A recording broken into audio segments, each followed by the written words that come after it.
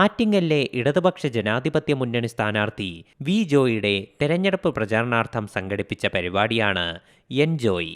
ഞായറാഴ്ച ആറ്റിങ്ങലിൽ വെച്ച് നടന്ന എൻജോയ് യുവാക്കൾക്ക് ഹരമായി മാറി. മുരുകൻ കാട്ടാക്കടയുടെ കവിതകളാണ് ആദ്യം സദസ്സിനെ ഇളക്കിമറിച്ചത്.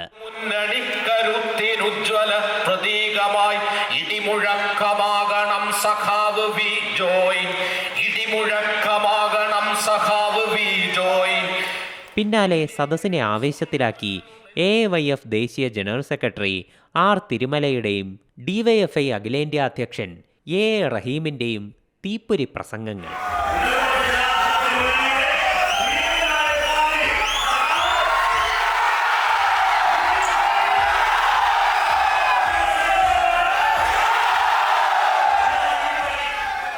യുവത്വത്തിന്റെ പാട്ടുകളുമായി ഗൗരി ലക്ഷ്മി കൂടി എത്തിയതോടെ എൻജോയ് വർണ്ണാഭമായി മാറി. ഇടയ്ക്ക് മാസ് എൻട്രിയുമായി സ്ഥാനാർത്ഥി വി ജോയും സ്റ്റേജിലെത്തി.